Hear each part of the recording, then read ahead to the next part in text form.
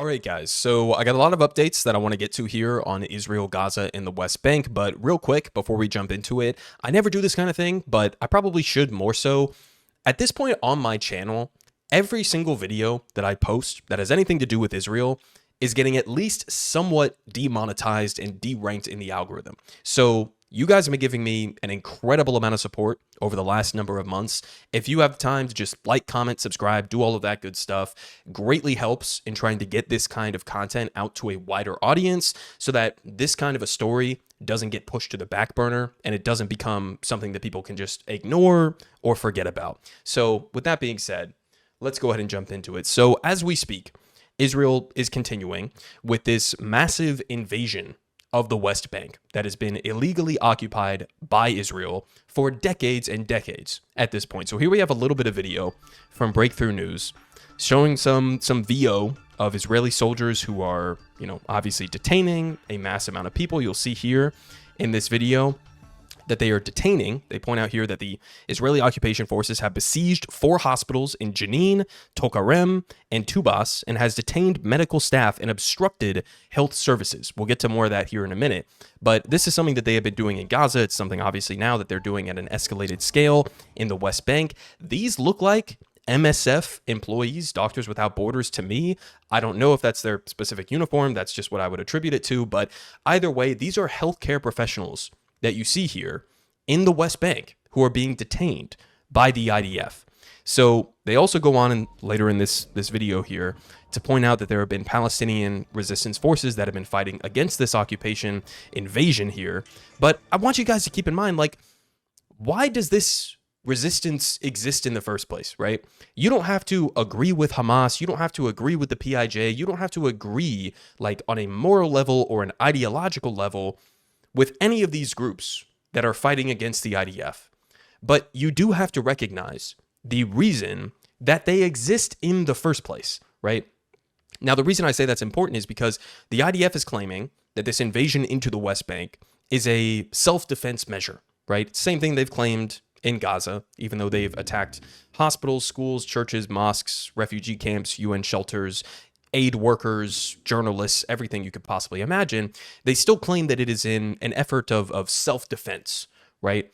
And I want you guys to think about, as we proceed with this fantastic Channel 4 coverage where they were, getting some footage on the ground and some interviews with Israeli settlers that we'll get to here in a second. I just want you guys to keep in mind, why do these resistance forces exist in the first place? Could it have something to do with a decades-long illegal occupation and expansion of illegal settlements, the ethnic cleansing of Palestinians that they have been facing for year after year after year, right? Because if you don't recognize why these resistance forces exist in the first place, then you're never going to understand what needs to be done in order to get to a real long-term solution, right? So with that being said, let's go ahead and jump in to this, again, fantastic Channel 4 news report here. It's about 10 minutes long. I got it on 1.25 times speed, but towards the end, they're going to do an interview with an Israeli settler who just very casually talks about the concept of the total ethnic cleansing of Palestinians and how that's something that to her just naturally makes sense. Let's go ahead and jump into this video here.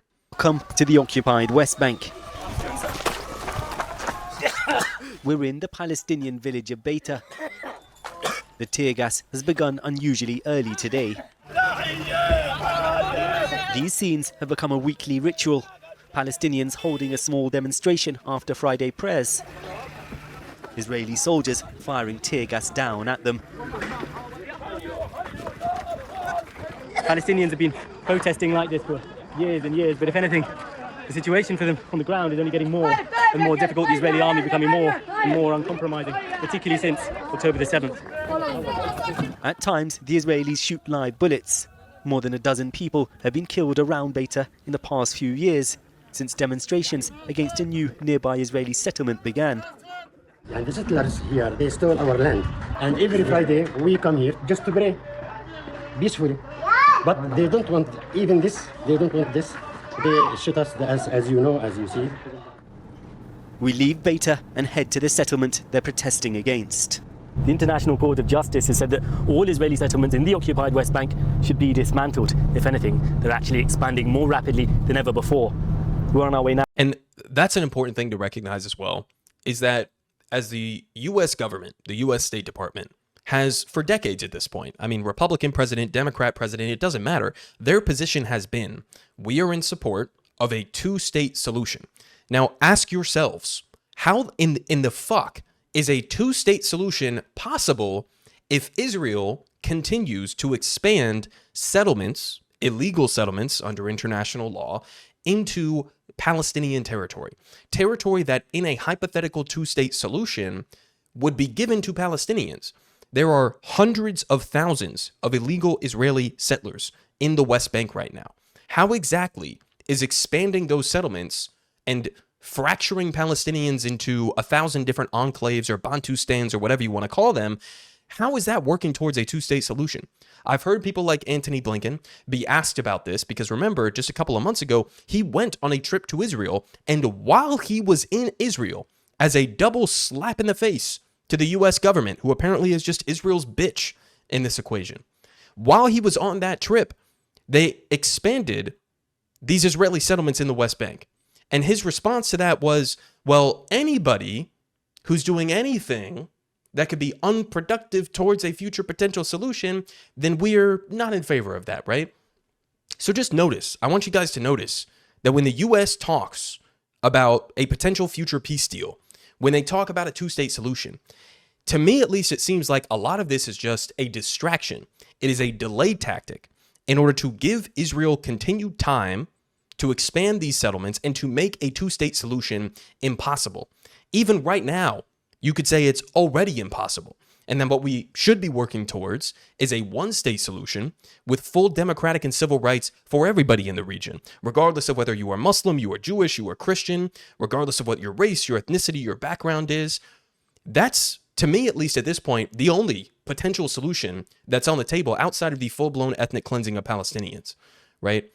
So the U.S. stance on this is enabling Israel to make a two-state solution impossible. And this is the kind of shit that you're seeing in this video that is a perfect example of that.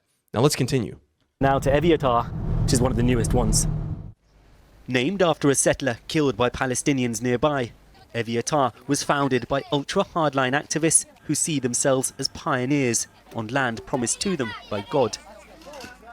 The outpost was initially even considered illegal under Israeli law, but it was recognized by the state last month, along with several others. And that's how it goes every far-right time. finance minister visited to congratulate Eviatar's residents. Bezalel Smotrich, himself a settler, is spearheading efforts to fully annex the West Bank. For the settlers constructing these ramshackle homes, they're reclaiming a Jewish ancestral and spiritual homeland. And by the way, right, I've covered this on the channel before, but Trump recently just got basically a pledge of over $100 million, I think it was, from Miriam Adelson, who is the wife of the now deceased Sheldon Adelson, who previously gave Trump and Republicans hundreds of millions of dollars in previous election cycles. And one of the promises that she was requiring from the Trump candidacy in exchange for this absurd amount of money is that he would overlook the expansion of these settlements, right? That he would essentially allow for Israel to fully annex the West Bank. So that's something to look forward to, right? Obviously, I have many critiques for Kamala Harris and Joe Biden and their pro-genocide stance on all of this that's happening right now, and they're weak-willed and they haven't done anything to push back against this kind of shit. But when it comes to Donald Trump, somehow, which should be impossible, but somehow he's even worse on this issue. So that's just the reality of American politics. There is no anti-genocide, anti-apartheid, any candidate that has a chance of winning in November that is going to address this in a meaningful capacity. But we continue. And protecting it. At the moment we're 15, we're going to be 20 by the end of the summer. Malkiel is Eviatar's head of security. But the settlements that you're building here, they make a Palestinian state, a two-state solution, impossible practically. But I guess that's part of the aim. Well, I'll ask you, if you have a Palestinian state here, who will protect Tel Aviv from being rocketed? Well, the army. The army. The army? Well, as long as we hear the army here. If you take the Palestinians seriously and you take the Hamas seriously and you hear what they're saying, they're talking about from the river to the sea. That's effectively your slogan. From the river to the sea should be all Israel. Exactly. Well, it was much more, actually. Around 700. Do you guys understand what he just said? I mean, You can have issues with like previous Hamas slogans from decades ago and whether or not Hamas has like fully anti-Semitic stances at this point. I've seen that Hamas and their top leaders are willing to engage in some sort of a negotiation process for a Palestinian state that reverts back to like the 1967 borders. We could have conversations about all of that. But here you have an Israeli settler who is sitting on stolen Palestinian land in the West Bank. And he's openly admitting, yeah, my policy, even though I say Hamas is genocidal for saying something like from the river to the sea, Palestine will be free, he's saying, yeah, that's effectively my same position, except we actually want to do that and then much more, right? To some sort of like a greater Israel project. Just listen to them. Listen to how they talk about this kind of shit. And then ask yourself, who's engaging in the genocide here? Who's engaging in the ethnic cleansing here? 100,000 settlers now live in the occupied West Bank and East Jerusalem, most in large enclaves like this. The West Bank was seized by Israel in the 1967 war. Internationally, it's all considered to be Palestinian land, key to any future Palestinian state. Since the 1990s, more urban areas have been partially controlled by the Palestinian Authority, the rest by the Israeli military. But the territory is now dotted with Israeli settlements widely considered illegal.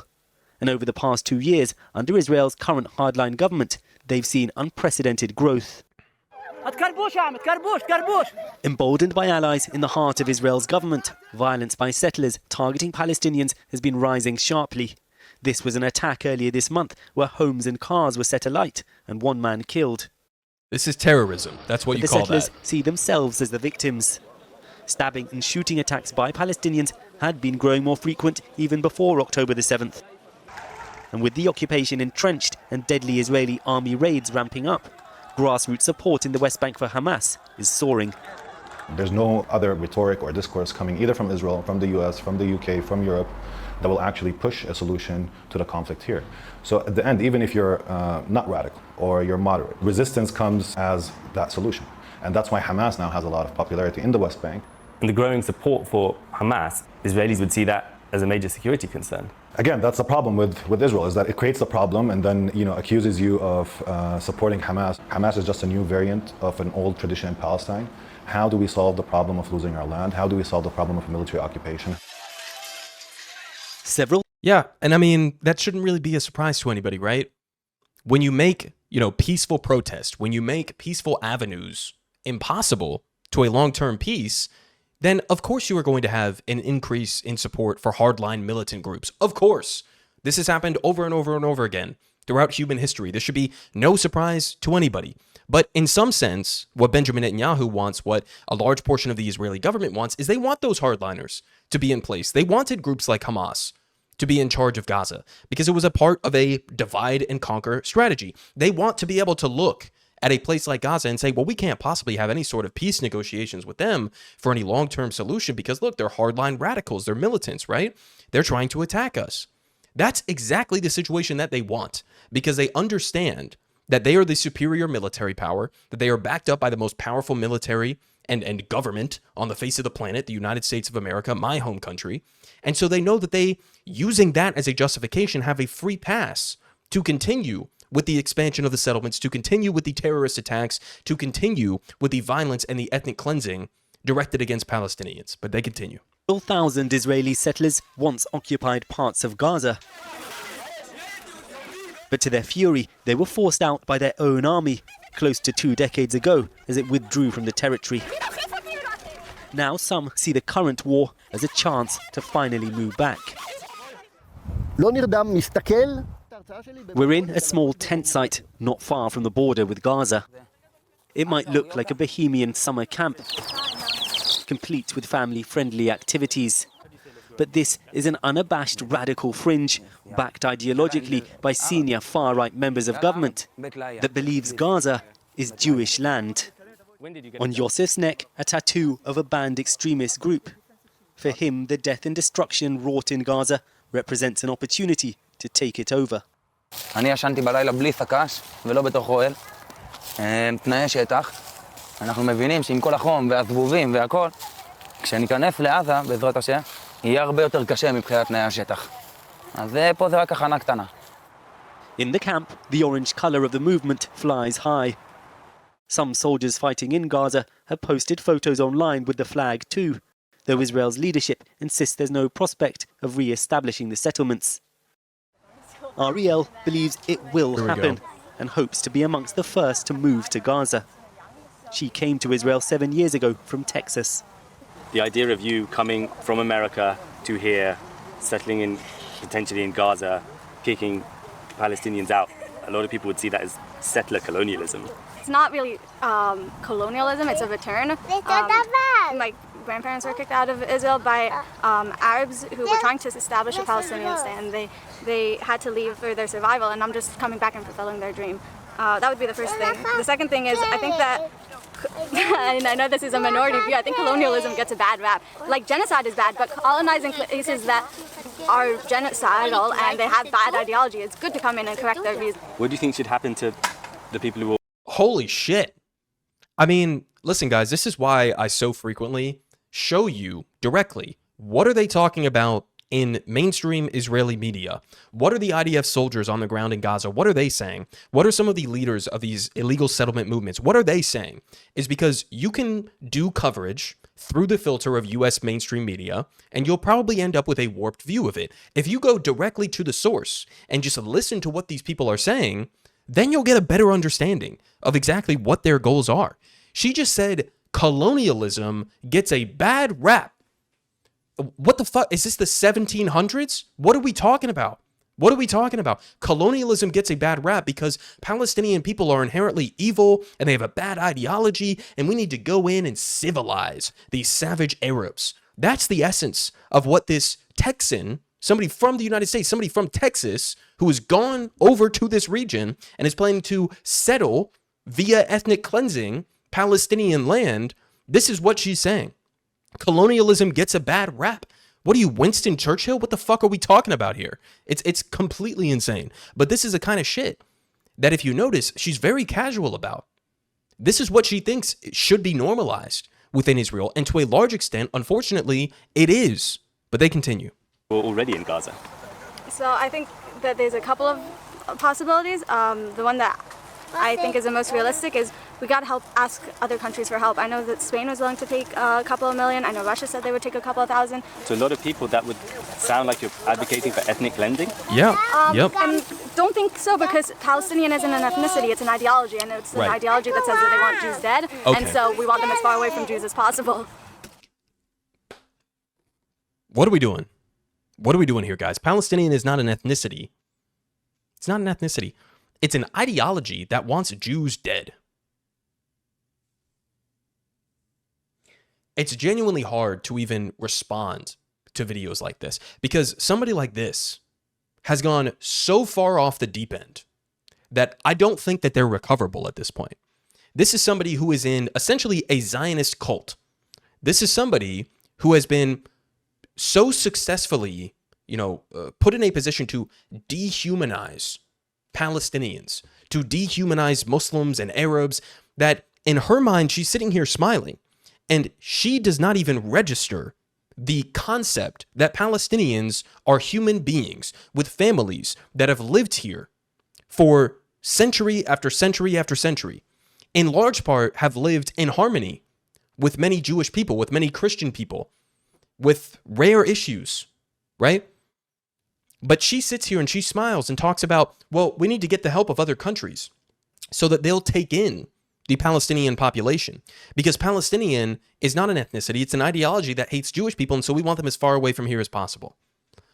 Guys, this is casual pro-genocide, pro-ethnic cleansing racism that we are seeing here. This is somebody from fucking Texas. Are you kidding me? Are you kidding me? You're from Texas. You're going to live, planning to live at least, hopefully in your mind, on stolen Palestinian land after they've been successfully genocided from Gaza. And you're planning to go and live there, right? And you think you are on the correct moral side of this equation. Is this not the most insane shit you've ever seen in your life? This is like getting in a time machine and going back 100, 200 years. So again, shout out to Channel 4, one of the very rare outlets that consistently does great reporting when it comes to Israel, Gaza, and the West Bank and all of that. This will be linked down below if you want to go watch the rest of it. I know we're already hitting 20 minutes in this video, but let's go ahead and quickly skim through some of the other things that I wanted to mention here. So we have this here as pointed out by Ryan Grimm. He says, the U.S. public response is so strikingly different than the Israeli response in regards to a potential hostage deal inside of Gaza because our media infantilizes its audience.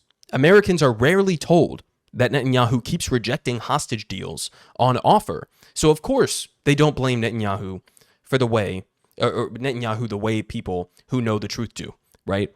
And so this was pointed out because, as posted here by John Hudson, he says, there's a striking contrast between the Israeli and U.S. response to the killing of hostages. So there were, I think it was 6 or 7 Israeli hostages that were recently found dead inside of a tunnel in Gaza, right? In Rafah, keep in mind, which is something that Biden previously described as his red line. He said the IDF shouldn't go into Rafah. They went into Rafah. They've been trying to go after some civilians, some Hamas members, and it ended up with 6 or 7 civilians or Israeli hostages being killed, right? And so he says the Israeli press contains significant condemnations of Netanyahu for not taking the hostage deal when it could have saved their lives. The reason I bring this up is because this has been consistent month after month after month of this genocide in Gaza, is that the primary obstacle to getting a ceasefire, to getting the Israeli hostages returned to Israel, is Benjamin Netanyahu. That's it. That's it. His political survival requires the continuation of this war. It requires the expansion of this war towards a potential broader regional conflict with Hezbollah in Lebanon, with the Houthis in Yemen, with Iran, with proxies in Syria and Iraq. Benjamin Netanyahu, in order to keep himself in power, to keep himself out of jail for corruption charges that he was facing previously inside of Israel, he has to keep this going. He has to escalate this. And so he has been consistently, time and time again, sabotaging ceasefire negotiations, even if those negotiations could result in the return of all of the remaining hostages from Gaza. And this is something we've also heard from the, hostage families themselves within inside Israel, many of whom have been protesting in Israel and have been brutalized by Israeli security forces internally. They have this settler colonial fascism turning inwards against the Israeli people who are daring to stand up and to criticize Benjamin Netanyahu for what he is doing. And so again, this is another aspect of this that you should keep in mind as we continue. Now, we also had this here, again from Ryan Grimm, with a scoop from Jeremy Scahill. He says, internal ceasefire documents show that talks ought to have effectively resolved on July 2nd. So, we're approaching September 2nd at this point, so we're talking about months ago, when Hamas accepted the ceasefire hostage framework put forward by Israel and the U.S. in late June. The U.S. has since allowed Netanyahu to undermine the deal with horrifying consequences we continue to see. So again, who's sabotaging this deal? Is it Hamas? Is it Benjamin Netanyahu? Is it the U.S.? It's pretty clear. It's pretty clear. Benjamin Netanyahu is sabotaging the deal, and the U.S. is allowing him to do so. And they continue to come out with some bullshit statements about how Hamas is the main obstacle to a potential deal. Here you have reporting that, if you look down here in the actual paragraph, that Hamas was even willing to drop what was like their main sticking point, which was an immediate and permanent ceasefire with a withdrawal of the IDF from Gaza, which to me is a reasonable demand, but they were even willing to change that demand as a part of this deal and to basically bend over and give Israel almost whatever they wanted. And still, Netanyahu rejected that deal. We also have, of course, as a reminder here, that Kamala Harris will continue to ignore U.S. law and to arm Israel if she's elected. I covered her statements on Israel in the first major interview that she did alongside Tim Waltz over on CNN with Dana Bash. And if anything, she was slightly to the right of how Joe Biden has been handling this. She really made no mention of any sort of like long-term addressing of the apartheid, the ethnic cleansing, or anything like that. She was against even withholding some weapons to Israel, which is something that even Biden was at least temporarily willing to do.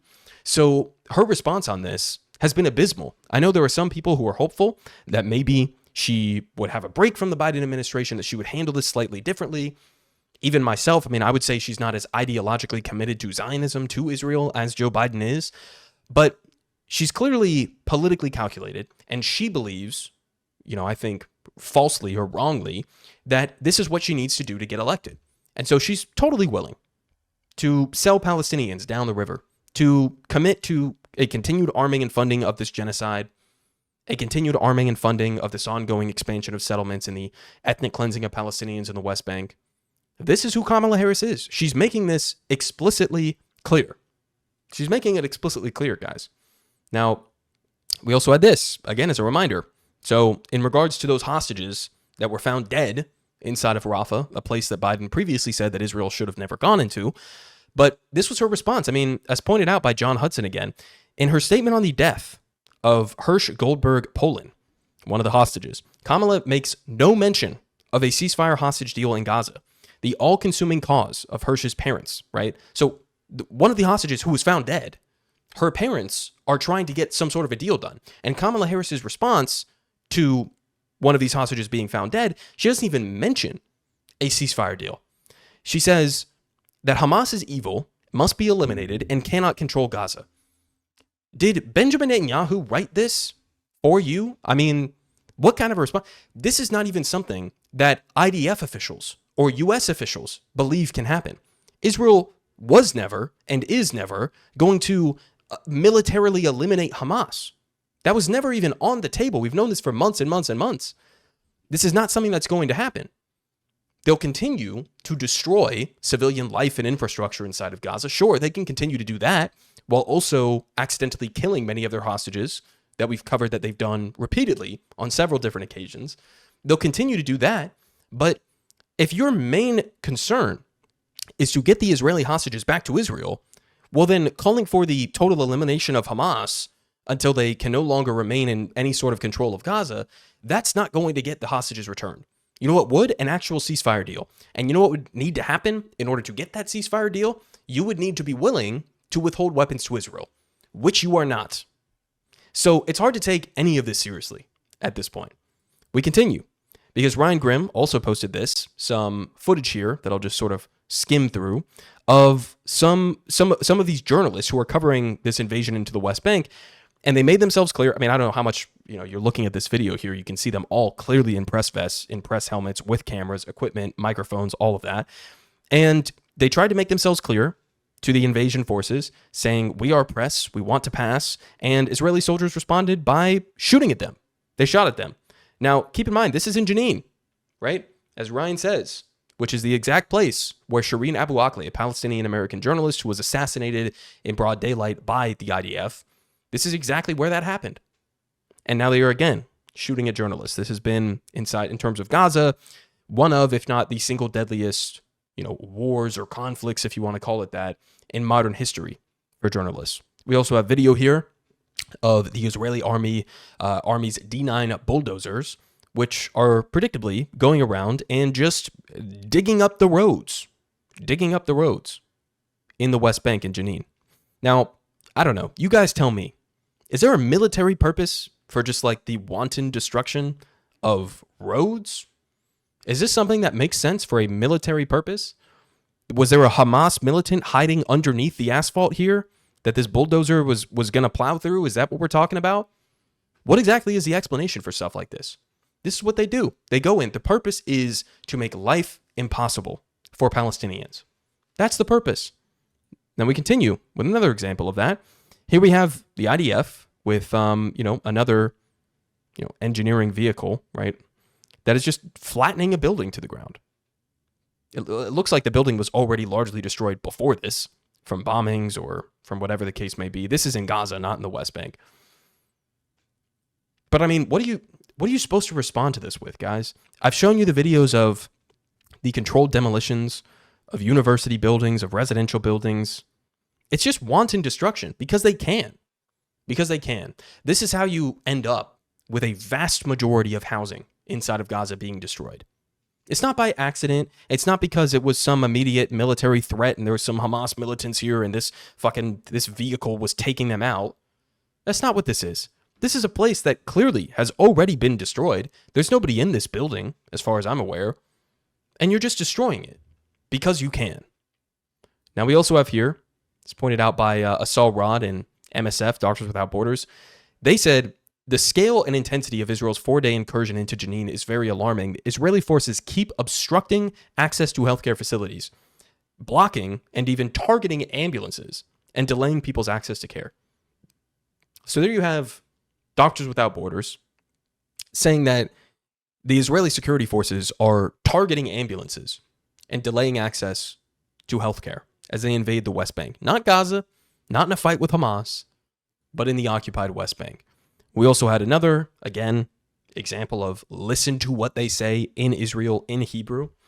Here we have on the prominent Channel 13 news network in Israel, somebody saying, this is a politician, by the way, saying, yes, it is possible to achieve total victory, which is what Kamala just said she was in favor of.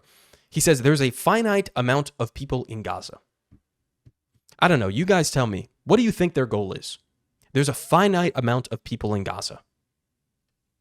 You guys tell me. Finishing off here.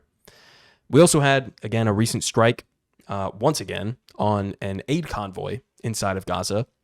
Now, as pointed out here by Kenneth Roth, the former head of Human Rights Watch, he says that the Israeli military said that it launched an airstrike on a humanitarian aid convoy in Gaza aimed at armed assailants trying to hijack it. But the aid charity itself, and I believe this was an American aid charity, said that people killed in the strike were employees of the transport company it was working with. So what looks like happened here, from my reading, is that the Israeli military was using the fact that this aid convoy had armed security on it to guard the aid convoy, employees of this aid organization, and they said, yeah, that's a good enough justification. Let's kill him. Let's target this aid convoy. Because there were armed assailants trying to hijack it. When the aid organization itself says, no, those were our employees, right? So again, this is how you end up with one of the deadliest conflicts in modern history for aid workers, right? And this is why you have so many aid organizations that are shutting down, because they can't operate inside of Gaza because of the threat from the IDF. Now, we also have, just to finish off, some polling data here from the United States, because again, this is why I say that cutting off weapons to Israel, to ending this genocide, and putting Benjamin Netanyahu in his place is not only good morally, but it's also good politically. It's good policy and it's good politics. Here's some of the latest polling data out of CBS News. 61% of Americans, 77% of Democrats, 62% of independents, 79% of liberals, 63% of moderates, 75% of blacks, 64% of Hispanics, 66% of women, and 77% under the age of 30 oppose sending weapons to Israel for use in the Gaza genocide. Could you guys find a minority here, percentage-wise? Every single pathway you want to look at this, unless maybe Republicans, right? You talk about Republican voters, then it's like 30 to 40%. But every other demographic supports an arms embargo to Israel. What is the excuse? It would be one thing if Kamala Harris was saying, well, I need to get elected because Trump would be abysmal for Palestinians. And so in order to get elected, because the vast majority of the country wants to keep sending weapons to Israel, I can't say that I'm going to cut off weapons, right? Because that would be political suicide. That's not the case. That's not the case. The overwhelming majority of the country wants you to cut off weapons to Israel. So what is the excuse? What's the excuse? This is potentially going to cost you key swing states like Michigan, for example. This could cost you. This is how you end up with people either voting independent or third party or staying at home and not voting at all. When you promise to keep arming and funding and giving diplomatic cover for a genocide, then what do you think is going to happen come November? I mean, it looks like at this point, it's maybe a 50-50 split. Trump, Kamala, whatever their chances are of winning. It's a pretty close election. A couple thousand votes here or there could make the difference. Are you going to continue on this path? You're going to continue on this path that Joe Biden was on. By the way, for Joe Biden, his handling of Israel and Gaza was like his single lowest issue in terms of approval rating, even lower than his handling of immigration, which many people view as his weakest issue, right? His handling of this was even lower. You want to attach yourself at the hip to what Joe Biden was doing, something that was potentially going to cost him the election. If that's the case, then I guess good fucking luck. Politic guy has the best politics. Believe me, no one does it like him.